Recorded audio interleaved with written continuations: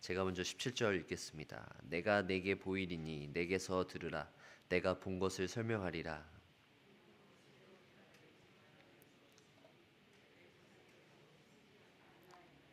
이 땅은 그들에게만 주셨으므로 외인은 그들 중에 왕래하지 못하였느니라.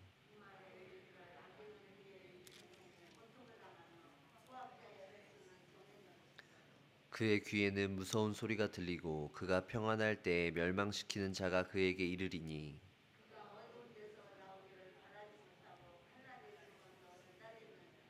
그는 헤매며 음식을 구하여 이르기를 어디 있느냐 하며 흑암의 날이 가까운 줄 스스로 아느니라.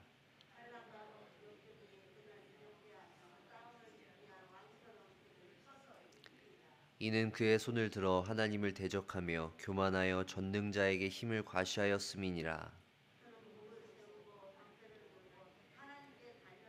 그의 얼굴에는 살이 찌고 허리에는 기름이 엉기었고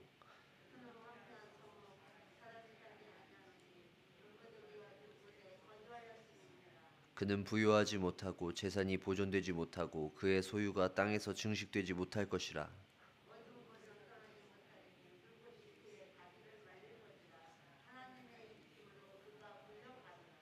그가 스스로 속아 허무한 것을 믿지 아니할 것은 허무한 것이 그의 부흥이 될 것임이라.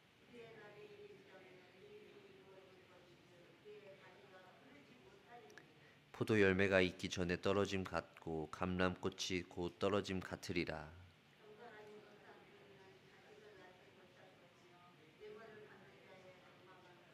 함께 읽겠습니다. 그들은 재난을 잉태하고 죄악을 낳으며 그들의 뱃속에 속임을 준비하느니라. 아멘. 예, 오늘 우리가 묵상할 본문은 그 욥의 친구였죠. 엘리바스라고 하는 사람이 욥기 4장에 욥에게 권면하는 내용에 이어서 두 번째로 욥에게 권면하고 있는 엘리바스의 말을 우리가 오늘 함께 묵상하길 소망합니다. 욥기 15장은요. 저희가 오늘 이 후반부 17절부터 35절 읽었는데요.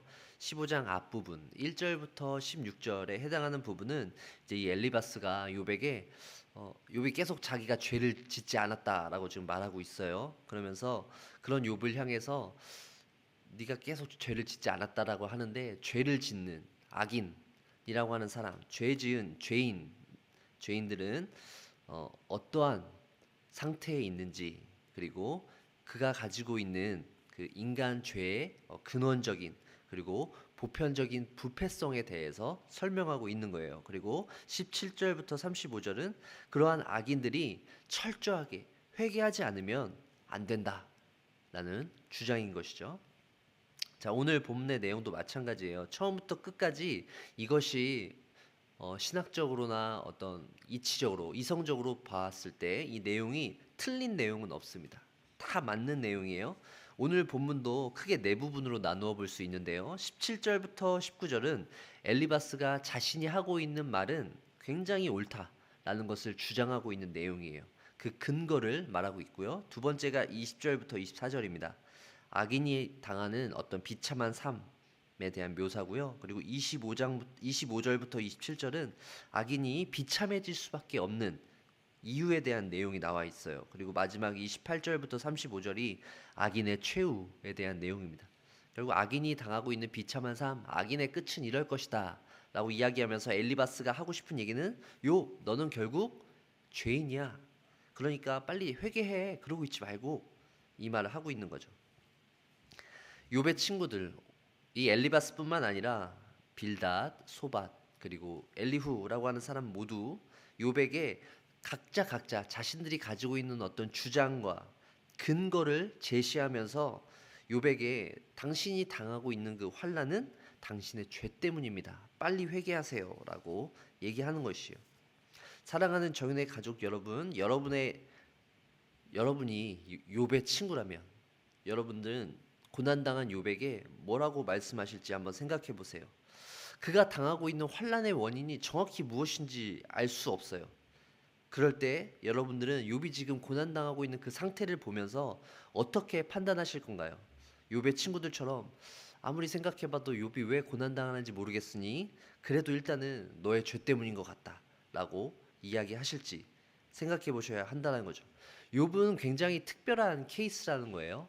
보통 모든 사람들이 이 죄를 지으면 예, 죄 때문에 고난 당하는 게 맞죠. 하지만 욥은 달랐어요. 욥은 결코 죄를 짓지 않았는데 고난 당하고 있다라는 거죠. 이 모든 인간이 죄인이다라고 하는 이 사실, 결국 우리는 회개할 수밖에 없다라고 하는 이 사실 맞는 말이긴 하지만 지금 욥의 경우에는 맞지 않다라는 거예요. 욥이 가지고 있는 그 숨겨진 죄악들을 찾아내기 위해서 어떻게 해서든지 욥의 친구들은 욥을 설득하고 있고 욥이 자기 스스로 죄를 지었다라고 말을 하게끔 논쟁을 벌이고 있는 거예요. 25절부터 27절 말씀을 한번 보시면 이는 그의 손을 들어 하나님을 대적하며 교만하여 전능자에게 힘을 과시하였음이니라. 그는 목을 세우고 방패를 들고 하나님께 달려드니 그의 얼굴에는 살이 찌고 허리에는 기름이 엉기었고.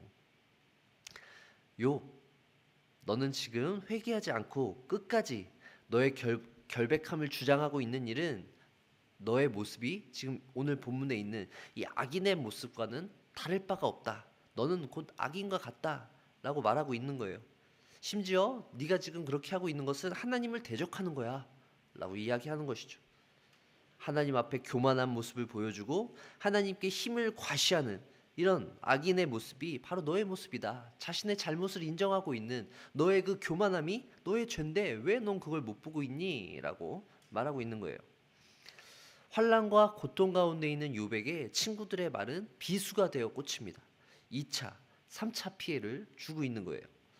자신들이 생각하는 바가 아무리 옳고 맞다고 하더라도 지금 낙심하고 절망 가운데 있는 이 욥에게 해줄 말은 아닌 것이죠. 그럼에도 불구하고 오늘 본문에 있는 이 엘리바스 그리고 또 욥의 친구들, 저희가 계속 욥기를 살펴볼 거잖아요. 욥의 친구들이 하는 말을, 이런 모습들을 보면, 서로 이렇게 논쟁을 벌이고 있는 모습을 보면 저희는 일단 선뜻 이해되지 않는 부분이 있어요. 지금 큰 고통 가운데 있잖아요. 욥이 헤아릴 수 없는 고통이랍니다. 자녀들이 죽고 재산이 다 사라진 상황이에요. 근데 이렇게 친구들이 어떻게 논쟁을 벌일 수 있냐라는 거죠. 이것조차도 일반적인 상황은 아니라는 거예요. 욥이 당한 고난은 굉장히 특수한 거라는 것을 우리가 기억해야 되는데요. 중요한 것은 우리가 이 욥기를 묵상하면서 붙잡아야 될 중요한 사실은 인간이 가지고 있는 이 죄가 무엇이냐라는 거죠. 그리고 이 죄가 전능하신 하나님과 그의 피조물인 우리 인간이 어떠한 관계 속에서 살 수 있는지를 파악하는 아주 중요한 핵심적인 내용이 욥기에 담겨 있다라는 거예요.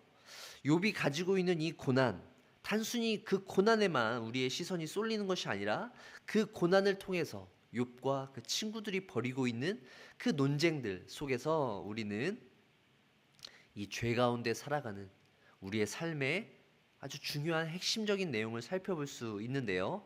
그 핵심은 바로 이것이죠. 모든 인간은 곧 아담의 원죄를 통해서 죄인이 되었어요. 우리 모두는 죄인이라는 것이 확실합니다. 하지만 이 인간에게 있는 이 죄의 문제는 생각보다 쉽게 해결할 수 있는 것이 아니었어요.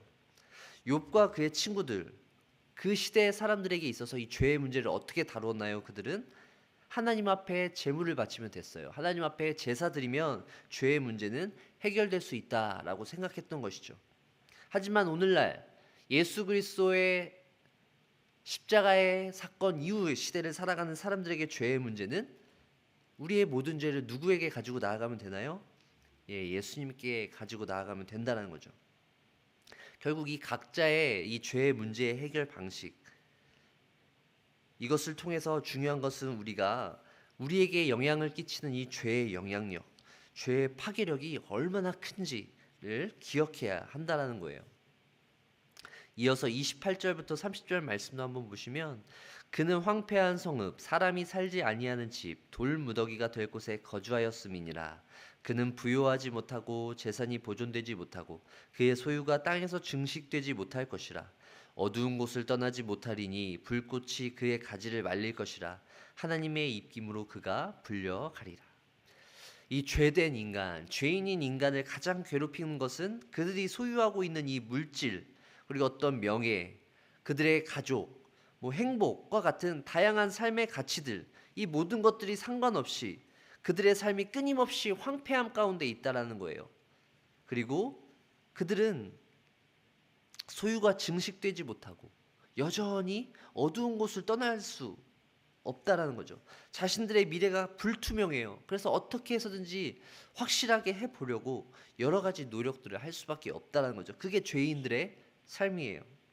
그러다 보면 하나님을 의지한다라고 말은 할 수 있겠지만 이 죄인들은 여전히 인간적인 방식으로 무언가를 해결하고 하는 것이 그들의 삶의 방식이에요. 하지만 성도들의 방식은 그렇지 않죠. 성도들은 하나님만을 의지하는 사람들입니다.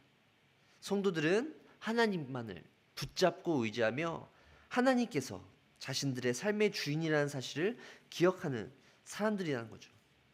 우리는 욥과 친구들이 벌이고 있는 이 논쟁의 모습을 통해서 결국 고난당한 친구를 향한 바른 소리들은 결국 그들 자신들의 연약함, 무능함을 나타낼 뿐이라는 점을 기억해야 합니다. 사랑하는 정윤의 가족 여러분, 예수 그리스도께서 다시 오실 것을 기다리며 살아가는 우리에게 마땅한 삶의 자세가, 필요한 삶의 자세가 있다면 우리의 어떤 지식과 경험을 앞세우기보다는 믿음을 앞세우는 삶의 모습이 우리의 모습이 되어야 합니다. 믿음이란 예수 그리스도께서 보여주신 그 겸손의 모습을 따라가는 것이며, 믿음이란 예수님께서 보여주신 그 낮아지심의 모습을 통해 이 세상의 모든 힘과 능력을 가진 사람들에게 그것이 진정한 힘이 아니라 예수 그리스도 십자가의 그 능력과 하나님 나라의 복음을 붙잡고 살아가는 것이 바로 온전한 능력이라는 것을 우리의 말과 행동으로 보여줘야 하는 것이 바로 우리의 사명입니다. 과시가 아니라 낮아짐의 모습, 그리고 교만함이 아니라 섬김의 모습을 통해 어린 양의 모습을, 예수 그리스도의 성품을 드러내시는 저와 여러분들 되시기를 주의 이름으로 간절히 축원합니다. 기도하겠습니다.